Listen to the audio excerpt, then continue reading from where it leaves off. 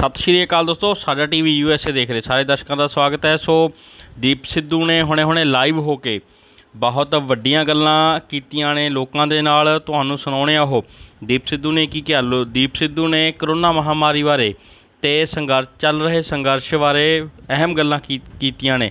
सो पहलां सुणो ये गल्लां। जी, मैं आस करदा तुसीं सारे तंदुरुस्त होवोगे, ठीक ठाक होवोगे।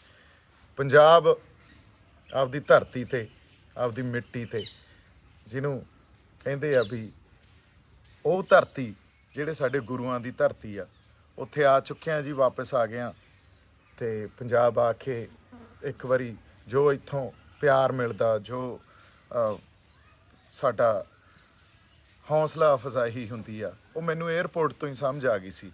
जदों उतरिया चंडीगढ़ एयरपोर्ट ते जिहड़े मुंडे उत्थे मिले, जिवें उन्होंने प्यार दिता, फिर जदों जदों जित्थों जित्थों लंघदे आ जिन्ना प्यार मिलता मैं देण नहीं दे सकता।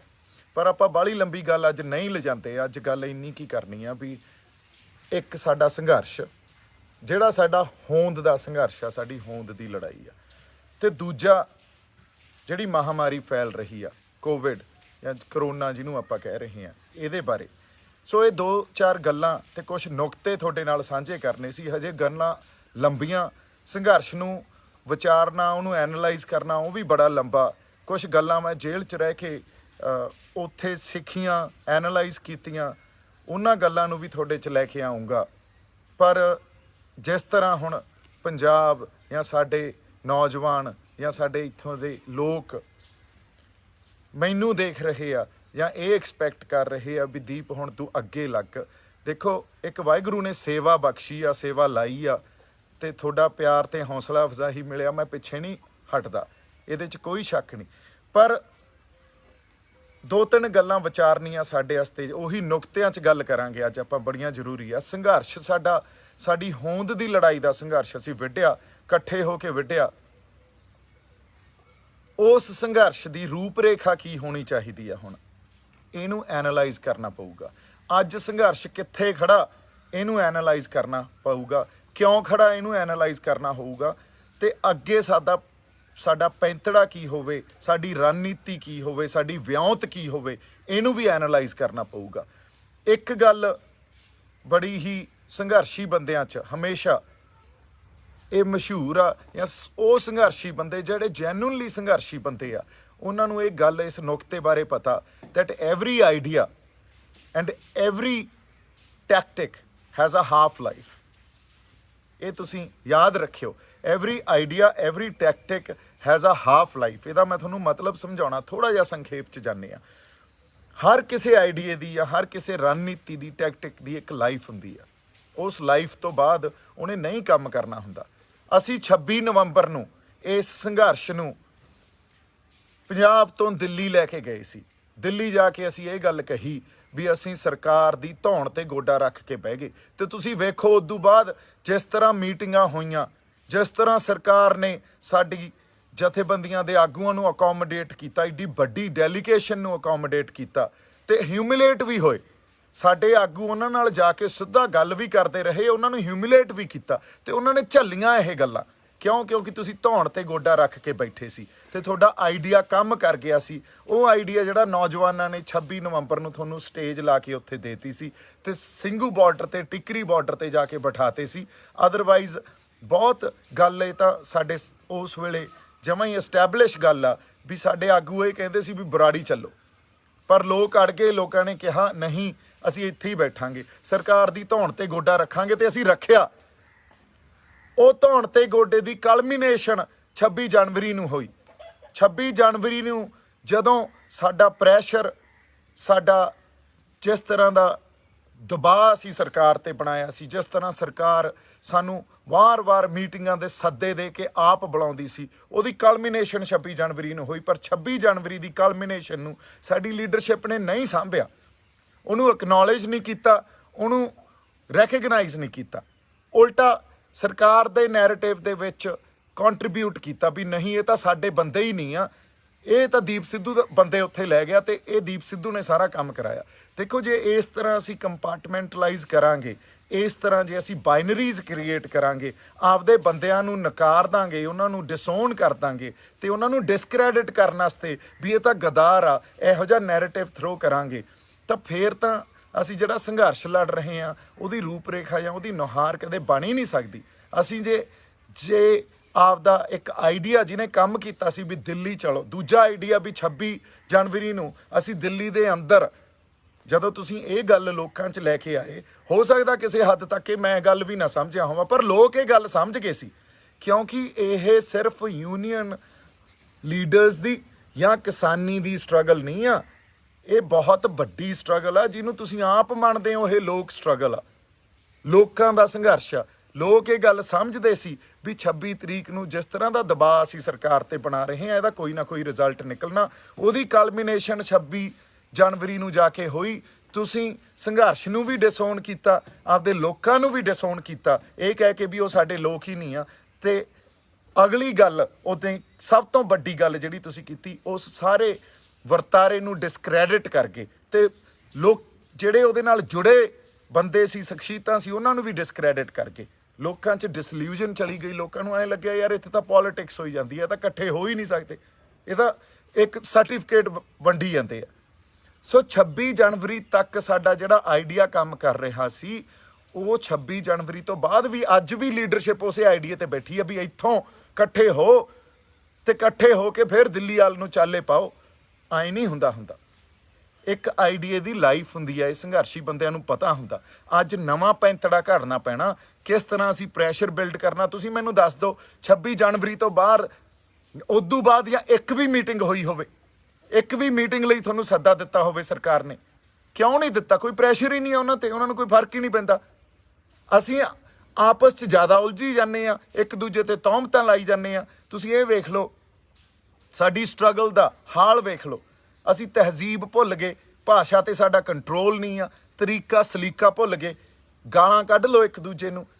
ਜਦੋਂ ਤੁਹਾਡੇ ਕੋਲੇ ਤੁਹਾਡੀ ਤਹਿਜ਼ੀਬ ਹੀ ਨਹੀਂ ਆ, ਫਿਰ ਤੁਸੀਂ ਇੱਕ ਹਿਊਮਨ ਸਟਰਗਲ ਲੜ ਰਹੇ ਹੋ, ਫਿਰ ਉਹ ਹਿਊਮਨ ਸਟਰਗਲ ਤਾਂ ਰਹਿ ਹੀ ਨਹੀਂ ਗਈ ਨਾ, ਉਹਦੇ 'ਚ ਹਿਊਮਨ ਐਲੀਮੈਂਟ ਹੀ ਖਤਮ ਹੋ ਗਿਆ। ਹਿਊਮਨ ਐਲੀਮੈਂਟ ਤਾਂ ਤਹਿਜ਼ੀਬ ਸਿਖਾਉਂਦਾ ਤੁਹਾਨੂੰ, ਇੱਕ ਦੂਜੇ ਨੂੰ ਰਿਸਪੈਕਟ ਕਰਨਾ ਸਿਖਾਉਂਦਾ। ਇੱਕ ਹਿਊਮਨ ਸਟਰਗਲ 'ਚ ਜੇ ਤੁਹਾਡੇ ਕੋਲੇ ਤਹਿਜ਼ੀਬ ਨਹੀਂ ਆ, ਫਿਰ ਕਿੱਥੋਂ ਸਟਰਗਲ ਲੜ ਲਾਂਗੇ ਅਸੀਂ? ਸਾਨੂੰ ਤਰੀਕਾ ਸਲੀਕਾ ਹੀ ਨਹੀਂ ਆਉਂਦਾ ਇੱਕ ਦੂਜੇ ਨਾਲ ਗੱਲ ਕਰਨ ਦਾ। ਅਸੀਂ ਕਿਸੇ ਵੀ ਹੱਦ ਤੱਕ ਜਾਣ ਲੱਗ ਗਏ। ਭਾਸ਼ਾ 'ਚ ਕਿੱਡੀ ਵੱਡੀ ਨਫ਼ਰਤ ਝਲਕਦੀ ਆ, ਐਨੀਮਿਟੀ ਝਲਕਦੀ ਆ, ਰਾਈਵਲਰੀ ਝਲਕਦੀ ਆ। ਹੁਣ ਸਰਕਾਰ ਨੂੰ ਕੋਈ ਨਹੀਂ ਗਾਲਾਂ ਕੱਢਦਾ, ਬੀਜੇਪੀ ਨੂੰ ਕੋਈ ਨਹੀਂ ਮਾੜਾ ਕਹਿੰਦਾ। ਮਾੜਾ ਕਿਹਨੂੰ ਕਹਿੰਦੇ ਆ? ਇੱਕ ਦੂਜੇ ਨੂੰ।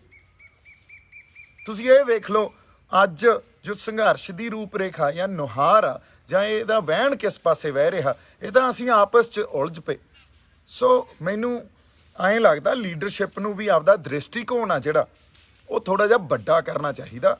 ਦ੍ਰਿਸ਼ਟੀਕੋਣ ਜਦੋਂ ਤੋਂ ਪੰਜਾਬ ਤੋਂ ਅਸੀਂ ਤੁਰੇ ਹਾਂ, ਉਹਨਾਂ ਨੇ ਹੋ ਸਕਦਾ ਇਸ ਗੱਲ ਨੂੰ ਅਪਣਾ ਲਿਆ ਹੋਵੇ ਜਾਂ ਇੱਥੋਂ ਤੱਕ ਇਵੋਲਵ ਹੋ ਗਏ ਹੋਣ ਵੀ ਇਹ ਸਾਡੀ ਹੋਂਦ ਦੀ ਲੜਾਈ ਆ, ਪਰ ਉਸ ਦ੍ਰਿਸ਼ਟੀਕੋਣ ਨੂੰ ਕਦੇ ਵੱਡਾ ਹੀ ਨਹੀਂ ਕੀਤਾ, ਉਹਨੂੰ ਇੱਥੋਂ ਤੱਕ ਹੀ ਸੀਮਤ ਰੱਖਿਆ, ਤੰਗ ਨਜ਼ਰੀ 'ਚ ਦੇਖਿਆ ਵੀ ਨਹੀਂ ਇਹ ਤਾਂ ਸਿਰਫ ਕਿਸਾਨੀ ਸੰਘਰਸ਼ ਆ ਤੇ ਬਿੱਲਾਂ ਦੀ ਗੱਲ ਕਰੋ।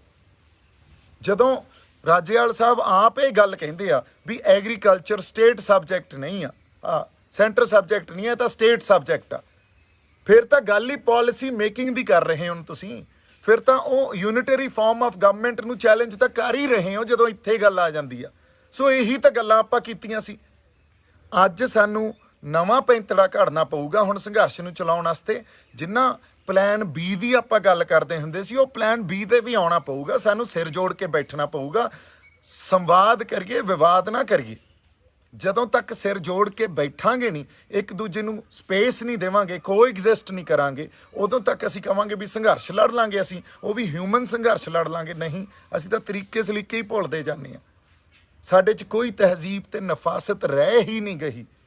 ਤੇ ਇਹੀ ਫਰਕ ਹੁੰਦਾ ਕਿਸੇ ਹੋਰ ਆਈਡੀਓਲੋਜੀ ਦਾ। ਜਦੋਂ ਮੈਂ ਸਿੱਖ ਆਈਡੀਓਲੋਜੀ ਦੀ ਗੱਲ ਕਰਦਾ, ਕਿਉਂਕਿ ਸਾਡੇ ਗੁਰੂ ਸਾਹਿਬਾਨਾਂ ਨੇ ਜਿਹੜੀਆਂ ਪਿਰਤਾਂ ਪਾਈਆਂ ਸੀ, ਜਿਹੜੀਆਂ ਸਾਡੇ ਅੰਦਰ ਉਹ ਵੈਲਿਊ ਸਿਸਟਮ ਜਨਰੇਟ ਕਰਕੇ ਗਏ ਆ, ਸਾਡੇ ਅੰਦਰ ਇਨਕਲਕੇਟ ਕਰਕੇ ਗਏ ਆ, ਉਹ ਇਹੀ ਆ ਵੀ ਅਸੀਂ ਪਰਸਨਲ ਲੜਾਈਆਂ ਨਹੀਂ ਲੜਦੇ ਹੁੰਦੇ। ਅਸੀਂ ਤਾਂ ਇੱਕ ਬਹੁਤ ਵੱਡੇ ਕਿਸੇ ਪਰਪਸ ਲਈ ਲੜਦੇ ਆ, ਜਿਹੜਾ ਨਿਰਭਉ ਤੇ ਨਿਰਵੈਰ ਰਹਿ ਕੇ ਲੜਦੇ ਆ।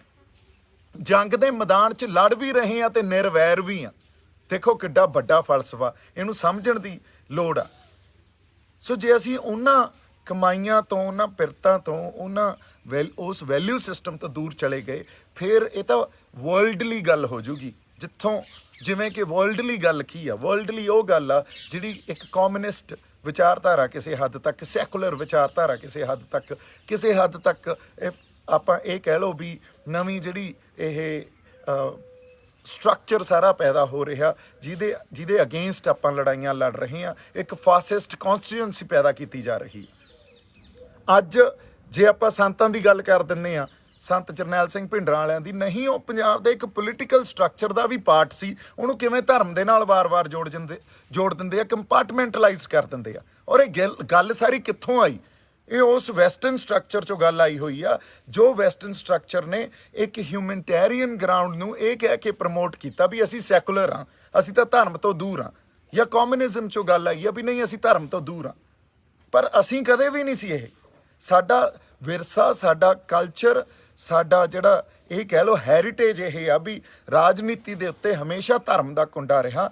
ਧਰਮ ਹੀ ਸਾਨੂੰ ਇੱਕ ਸਾਰਥਿਕ ਮਾਹੌਲ ਪੈਦਾ ਕਰਨ ਵਾਸਤੇ ਇੰਸਪਾਇਰ ਕਰਦਾ। ਧਰਮ ਹੀ ਸਾਨੂੰ ਸੱਚੇ ਤੇ ਸੁੱਚੇ ਤੇ ਚੰਗੇ ਇਨਸਾਨ ਬਣਾਉਂਦਾ। ਧਰਮ ਹੀ ਸਾਨੂੰ ਤਹਿਜ਼ੀਬ ਦਿੰਦਾ, ਹਿਊਮਨ ਐਲੀਮੈਂਟ ਸਾਡੇ 'ਚ ਪੈਦਾ ਕਰਦਾ। ਧਰਮ ਨੂੰ ਜਿਸ ਤਰ੍ਹਾਂ ਅਸੀਂ ਦੇਖਣ ਲੱਗ ਗਏ ਤਾਂ ਬਹੁਤ ਮਾੜੀਆਂ ਗੱਲਾਂ।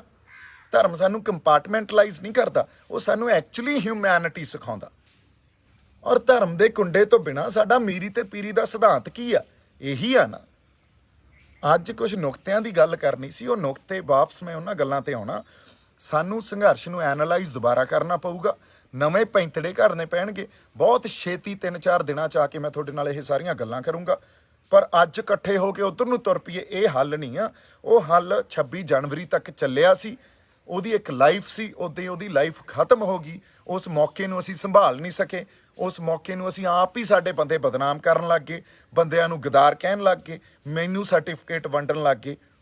ਪਰ ਸੰਘਰਸ਼ ਦਾ ਜਿੱਡਾ ਵੱਡਾ ਨੁਕਸਾਨ ਕੀਤਾ ਉਹਨਾਂ ਨੇ, ਇਹ ਸਾਡੇ ਸਾਰਿਆਂ ਦੇ ਸਾਹਮਣੇ ਆ। ਜੇ ਕਿਤੇ ਉੱਦਾਂ ਖੜ ਜਾਂਦੇ, ਇਹ ਗੱਲ ਨੂੰ ਹੀ ਐਕਨੋਲੇਜ ਕਰ ਦਿੰਦੇ, ਰੈਕਗਨਾਈਜ਼ ਕਰ ਲੈਂਦੇ ਉਸ ਪੂਰੇ ਵਰਤਾਰੇ ਨੂੰ, ਉਹ ਗੱਲ ਕੁਝ ਹੋਰ ਹੋਣੀ ਸੀ। ਜਿਸ ਤਰ੍ਹਾਂ ਉਦੋਂ ਬਾਅਦ ਪੰਜਾਬ ਨੇ ਉੱਠਣਾ ਸੀ ਜਾਂ ਲੋਕਾਂ ਨੇ ਉੱਠਣਾ ਸੀ, ਇਹ ਗੱਲ ਹੀ ਕੁਝ ਹੋਰ ਹੋਣੀ ਸੀ।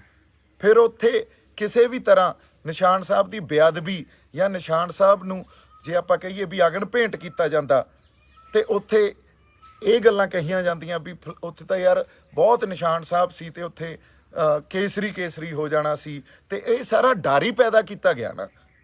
ਇਹ ਡਰ ਕਿਹਨੇ ਪੈਦਾ ਕੀਤਾ? ਇਹ ਸਟੇਟ ਦਾ ਨੈਰੇਟਿਵ ਹੁੰਦਾ, ਸਰਕਾਰਾਂ ਐਂ ਕੰਮ ਕਰਦੀਆਂ। ਤੇ ਜਦੋਂ ਸਾਡੇ ਆਪਦੇ ਬੰਦੇ ਹੀ ਐਂ ਕੰਮ ਕਰਨ ਲੱਗ ਜਾਣ, ਫਿਰ ਤਾਂ ਸ਼ੈਡੋ ਸਟੇਟ ਦਾ ਕੰਮ ਕਰਦੇ ਆ। ਉਹ ਉਸੇ ਤਰ੍ਹਾਂ ਬਿਹੇਵ ਕਰਨ ਲੱਗ ਜਾਂਦੇ ਆ। ਕੋਈ ਫਰਕ ਹੀ ਨਹੀਂ ਰਹਿੰਦਾ। ਨਾ ਤਾਂ ਡਿਸੈਂਟ ਆ, ਜਿਹੜਾ ਵੌਇਸ ਆਫ ਡਿਸੈਂਟ ਸਰਕਾਰ ਝੱਲਦੀ ਆ, ਨਾ ਵੌਇਸ ਆਫ ਡਿਸੈਂਟ ਸਾਡੇ ਵਾਲੇ ਬੰਦੇ ਝੱਲਦੇ ਆ। ਜੇ ਸਾਡੇ ਵਾਲੇ ਬੰਦਿਆਂ ਨੂੰ ਕੁਛ ਮਾੜਾ ਮੋਟਾ ਕਹਿ ਦਈਏ ਵੀ ਨਹੀਂ ਇਹ ਗੱਲ ਐਂ, ਅਸੀਂ ਤੁਹਾਨੂੰ ਸਵਾਲ ਹੀ ਪੁੱਛ ਲਈਏ, ਸਵਾਲ ਹੀ ਨਹੀਂ ਪੁੱਛਣ ਦਿੰਦੇ। ਨਹੀਂ ਤੁਸੀਂ ਤਾਂ ਬੀਜੇਪੀ ਹੋ, ਤੁਸੀਂ ਪ੍ਰੋ ਸਟੇਟ ਹੋ, ਸਵਾਲ ਪੁੱਛਣ ਦੀ ਹੀ ਇੱਥੇ ਕੋਈ ਖੁੱਲ੍ਹ ਨਹੀਂ ਆ। ਫਿਰ ਤਾਂ ਤੁਸੀਂ ਸਰਕਾਰ ਵੀ ਉਵੇਂ ਹੀ ਕੰਮ ਕਰਦੀ ਆ, ਤੁਸੀਂ ਵੀ ਉਵੇਂ ਕਰੀ ਜਾਂਦੇ ਹੋ। ਕੋਈ ਫਰਕ ਹੀ ਨਹੀਂ ਰਹਿ ਗਿਆ ਇਸ ਗੱਲ 'ਚ ਤਾਂ। ਸੋ ਮੇਰੀ ਬੇਨਤੀ ਇਹੀ ਆ ਵੀ ਨਵੇਂ ਪੈਂਤੜੇ ਘੜਾਂਗੇ, ਸਾਡੇ ਲੋਕਾਂ ਨੂੰ ਵੀ ਮਿਲਾਂਗੇ, ਪੰਜਾਬ ਦੇ ਨਾਲ ਖੜਾਂਗੇ ਵੀ, ਇਹਨਾਂ ਸਰਕਾਰਾਂ ਦੇ ਵੀ ਜੇ ਧੌਣ 'ਤੇ ਗੋਡੇ ਰੱਖਾਂਗੇ, ਇਹ ਸਾਰੀਆਂ ਗੱਲਾਂ ਵਿਚਾਰਾਂਗੇ। ਨਾਲ ਇੱਕ ਜਿਹੜੀ ਮਹਾਮਾਰੀ ਚੱਲ ਰਹੀ ਆ ਉਹਦਾ ਧਿਆਨ ਰੱਖਣਾ ਬਹੁਤ ਜ਼ਰੂਰੀ ਆ। ਇਹਦੀ ਮੈਂ ਇੱਕ ਛੋਟੀ ਜਿਹੀ ਐਗਜ਼ਾਮਪਲ ਦਿੰਦਾ, ਇਹਨੂੰ ਵੀ ਸੰਖੇਪ 'ਚ ਹੀ ਆਪਾਂ ਗੱਲ ਕਰਦੇ ਹਾਂ। ਤੁਸੀਂ ਇਹ ਵੇਖੋ, ਮਹਾਮਾਰੀ 'ਚ ਲੋਕ ਮਰ ਰਹੇ ਆ। ਲੱਕੜਾਂ ਸਿਵਿਆਂ 'ਚ ਬਾਲਣ ਵਾਸਤੇ ਉਹ ਮਹਿੰਗੀਆਂ ਕਰਤੀਆਂ ਜਿਹੜੇ ਵੇਚਦੇ ਆ।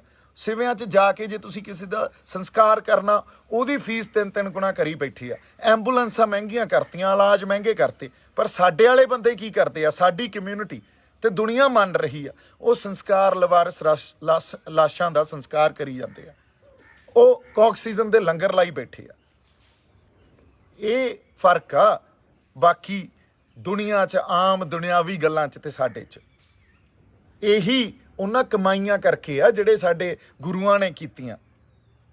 ਕੱਲੀਆਂ ਉਹਨਾਂ ਨੇ ਕਰਕੇ ਦਿਖਾਈਆਂ, ਕੀਤੀਆਂ ਨਹੀਂ, ਕਰਕੇ ਦਿਖਾਈਆਂ ਸਾਨੂੰ। ਸੋ ਹਜੇ ਵੀ ਇਹ ਇਸੇ ਹੋਂਦ ਦੀ ਤਾਂ ਲੜਾਈ ਲੜ ਰਹੇ ਆ, ਇਸੇ ਹੈਰੀਟੇਜ ਦੀ ਲੜਾਈ ਲੜ ਰਹੇ ਆ।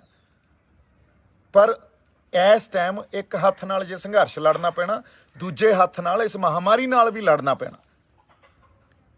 ਸੋ ਇੰਨੀਆਂ ਕੁ ਗੱਲਾਂ ਤੁਹਾਡੇ ਨਾਲ ਅੱਜ ਮੈਂ ਕਰਨੀਆਂ ਸੀ। ਕੁਝ ਨੁਕਤਿਆਂ ਦੇ ਥਰੂ ਹੀ ਆਪਾਂ ਗੱਲਾਂ ਕੀਤੀਆਂ, ਵਿਸਥਾਰ 'ਚ ਗੱਲਾਂ ਕਰਾਂਗੇ, ਸੰਗਤ ਦੀ ਕਚਹਿਰੀ 'ਚ ਵੀ ਲੈ ਕੇ ਜਾਵਾਂਗੇ ਤੇ ਪੰਜਾਬ 'ਚ ਵਿਚਰਾਂਗੇ, ਲੋਕਾਂ ਦੇ ਨਾਲ ਜਾ ਕੇ ਪਿੰਡੋਂ ਪਿੰਡੀ ਉਹਨਾਂ ਨੂੰ ਮਿਲਾਂਗੇ।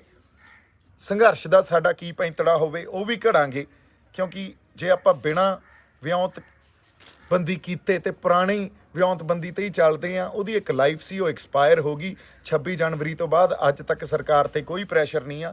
ਯੂਨੀਅਨ ਵਾਲੇ ਤੀਜੇ ਕੁ ਦਿਨ ਸੰਸਦ ਘੇਰਨ ਦਾ ਪ੍ਰੋਗਰਾਮ ਦੇ ਦਿੰਦੇ ਆ, ਮੁੜ ਕੇ ਹੋਰ 2 ਦਿਨਾਂ ਬਾਅਦ ਉਹਨੂੰ ਕੈਂਸਲ ਕਰ ਦਿੰਦੇ ਆ। ਮੁੜ ਕੇ ਕਿਹੋ ਜਿਹੇ ਬਿਆਨ ਦਿੰਦੇ ਆ ਵੀ ਜੇ ਦੀਪ ਸਿੱਧੂ 'ਚ ਦਾਮਾ ਤਾਂ ਉਹ ਘੇਰ ਲੈ ਜਾ ਕੇ ਸੰਸਦ। ਵੇਖ ਲਓ ਤੁਸੀਂ, ਇਹ ਤਾਂ ਸਾਡੀ ਭਾਸ਼ਾ ਹੋਈ ਪਈ ਆ। ਇੰਨੀ ਕਿ ਸਾਨੂੰ ਮੈਨੂੰ ਲੱਗਦਾ ਸਲੀਕਾ ਆਉਂਦਾ ਇੱਕ ਦੂਜੇ ਨਾਲ ਗੱਲ ਕਰਨ ਦਾ। ਅਸੀਂ ਇੱਕ ਦੂਜੇ ਨੂੰ ਸਪੇਸ ਹੀ ਨਹੀਂ ਦੇ ਰਹੇ।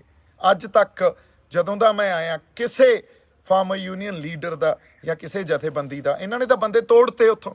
ਕੱਲਾ ਦੀਪ ਸਿੱਧੂ ਨੂੰ ਥੋੜੀ ਤੋੜਿਆ, ਹੋਰ ਬਥੇਰੀਆਂ ਸ਼ਖਸੀਅਤਾਂ ਨੂੰ ਤੋੜਿਆ। ਤੁਸੀਂ ਦੇਖੋ ਕਿੰਨੀਆਂ ਨਿਹੰਗ ਸਿੰਘ ਜਥੇਬੰਦੀਆਂ, ਡਾਕਟਰ ਸਵਾਈ ਮਾਨ ਸਿੰਘ ਵਰਗੇ ਜਿਹੜੀਆਂ ਸ਼ਖਸੀਅਤਾਂ ਉੱਥੇ ਗਏ, ਉਹਨਾਂ ਦੀ ਕੋਈ ਡਿਬਡਬਾ ਸਾਹਿਬ ਵਰਗੇ ਕੋਈ ਬੁੱਕਤ ਨਹੀਂ। ਆਪਦਾ ਉਹ ਨਵਰੀਤ ਆਪਣਾ ਆਪਦੇ ਆਪ ਨੂੰ ਵਾਰ ਗਿਆ, ਕੋਈ ਬੁੱਕਤ ਨਹੀਂ। ਸੋ ਅਸੀਂ ਹਜੇ ਵੀ ਗੱਲਾਂ ਨਹੀਂ ਸਮਝਾਂਗੇ, ਆਪਦਾ ਹੀ ਨੁਕਸਾਨ ਕਰਾਂਗੇ। ਬੜਾ ਇਤਿਹਾਸਕ ਪਲ ਆ, ਇਤਿਹਾਸਕ ਸੰਘਰਸ਼ ਆ। ਮੇਰੀ ਬੇਨਤੀ ਇਹੀ ਆ, ਹਜੇ ਵੀ ਅਸੀਂ ਇੱਕ ਦੂਜੇ ਨੂੰ ਸਪੇਸ ਦਈਏ। ਕਿਸੇ ਨੇ ਮੈਨੂੰ ਇਹ ਗੱਲ ਨਹੀਂ ਕਹੀ ਵੀ ਆ ਜਾ ਬਾਈ ਜਾਂ ਆ ਜਾ ਪੁੱਤ, ਜੇ ਸਾਡੇ ਆਗੂ ਹੀ ਆ, ਬਜ਼ੁਰਗ ਆ, ਕੋਈ ਗੱਲ ਨਹੀਂ, ਪਹਿਲਾਂ ਜੋ ਹੋ ਗਿਆ ਹੋ ਗਿਆ, ਹੁਣ ਇਕੱਠੇ ਬਹਿਨੇ ਆਪਾਂ ਲੜਦੇ ਆ। ਨਹੀਂ, ਕਿਸੇ ਨੇ ਨਹੀਂ। ਉਲਟਾ ਬਿਆਨ ਕੀ ਆਉਂਦਾ, ਦੀਪ ਸਿੱਧੂ ਸਾਡੇ ਸੰਘਰਸ਼ ਦੇ ਲਿਵੇ ਲੈਣ ਲੱਗੇ। ਵੀ ਤੁਹਾਡਾ ਕਿਵੇਂ ਹੋ ਗਿਆ ਇਹ? ਤੁਸੀਂ ਕੀ ਪੇਟੈਂਟ ਕਰਾਈ ਬੈਠੇ ਹੋ, ਇਹਦੇ ਤੇ ਮੋਹਰ ਲਵਾਈ ਬੈਠੇ ਹੋ ਵੀ ਤੁਹਾਡਾ ਸੰਘਰਸ਼ ਆ? ਸਾਰਾ ਪੰਜਾਬ ਉੱਠ ਖੜਾ, ਪਿੰਡੋਂ ਪਿੰਡੀ ਲੋਕ ਉੱਠ ਖੜੇ। ਉਹ ਵਿਚਾਰੇ ਉੱਥੇ ਆਪਦੇ ਜੇਬਾਂ ਚੋਂ ਖਰਚੇ ਕਰ ਬੈਠੇ ਆ। ਤੁਹਾਨੂੰ ਕਿਸੇ ਨੂੰ ਪਰਵਾਹ ਨਹੀਂ, ਤੁਹਾਨੂੰ ਪਤਾ ਹੀ ਨਹੀਂ ਅੱਗੇ ਕਿਵੇਂ ਲੈ ਕੇ ਜਾਣਾ। ਬਸ ਸਰਕਾਰ ਤੇ ਬਹੁਤ ਪ੍ਰੈਸ਼ਰ ਆ, ਅਸੀਂ ਜਿੱਤਣ ਵਾਲੇ ਆ, ਬਹੁਤ ਵਧੀਆ ਚੱਲ ਰਿਹਾ। ਕਿਸੇ ਨੂੰ ਕੁਝ ਪਤਾ? ਜੇ ਤੁਸੀਂ ਸੱਚ ਨੂੰ ਹਜੇ ਵੀ ਮੁਨਕਰ ਹੋਈ ਜਾਓਗੇ, ਫਿਰ ਤਾਂ ਕੋਈ ਕੁਝ ਨਹੀਂ ਕਰ ਸਕਦਾ। ਸੋ ਮੇਰੀ ਇੰਨੀ ਕੁ ਤੁਹਾਨੂੰ ਰਿਕੁਐਸਟ ਆ, ਹੁਣ ਤਾਂ ਸੱਚ ਨੂੰ ਪਛਾਣੀਏ, ਇਹਨਾਂ ਨੂੰ ਕਹੀਏ ਵੀ ਯਾਰ ਇਕੱਠੇ ਹੋ ਕੇ ਇਸ ਸੰਘਰਸ਼ ਨੂੰ ਅੱਗੇ ਵਧਾਈਏ। ਕਿਤੇ ਨਾ ਕਿਤੇ ਤਾਂ ਸਾਡੇ 'ਚ ਕੋਈ ਸੱਚਾਈ ਪ੍ਰਵੇਲ ਕਰੇ। ਰੂਹਾਂ ਦੀ ਗੱਲ ਹੈ ਯਾਰ, ਤੁਸੀਂ ਤੁਹਾਡੇ ਅੰਦਰ ਵੀ ਰੂਹਾਂ ਵਸਦੀਆਂ।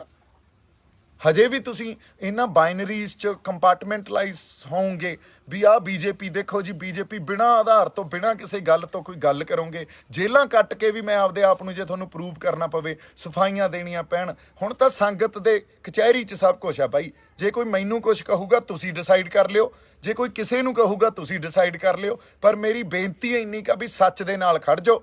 ਜੇ ਹੁਣ ਵੀ ਬਚਣਾ ਤਾਂ ਸੱਚ ਦੇ ਨਾਲ ਖੜਨਾ ਪਊਗਾ, ਅਦਰਵਾਈਜ਼ ਸਾਡੇ ਕੋਲੇ ਫਿਰ ਹੋਰ ਕੋਈ ਰਾਹ ਨਹੀਂ। ਇੰਨੀਆਂ ਕੁ ਗੱਲਾਂ ਆਪਾਂ ਅੱਜ ਕਰਨੀਆਂ ਸੀ। ਮੇਰੇ ਵੱਲੋਂ ਬਹੁਤ ਸਾਰਾ ਪਿਆਰ ਤੇ ਸਤਿਕਾਰ। ਜਿਉਂਦੇ ਵਸਦੇ ਰਹੋ। ਬੜੀ ਛੇਤੀ ਆਪਾਂ ਸਾਰੀ ਸਟ੍ਰੈਟਜੀ ਵੀ ਲੈ ਕੇ ਆਵਾਂਗੇ, ਐਨਾਲਾਈਜ਼ ਵੀ ਕਰਾਂਗੇ, ਗੱਲਾਂ ਹੋਰ ਵੀ ਕਰਾਂਗੇ। ਸੋ ਦੋਸਤੋ, ਇਹ ਸੀ ਕੁਝ ਅਹਿਮ ਗੱਲਾਂ ਜੋ ਦੀਪ ਸਿੱਧੂ ਨੇ ਲੋਕਾਂ ਦੇ ਨਾਮ ਕੀਤੀਆਂ ਨੇ, ਲੋਕਾਂ ਦੇ ਲਈ ਕੀਤੀਆਂ ਨੇ। ਸੋ ਤੁਹਾਡੀ ਇਸ ਖਬਰ ਬਾਰੇ ਕੀ ਵਿਚਾਰ ਨੇ, ਸਾਡੇ ਕਮੈਂਟ ਬਾਕਸ ਦੇ ਵਿੱਚ ਸਾਨੂੰ ਜ਼ਰੂਰ ਰਿਪਲਾਈ ਕਰਿਓ।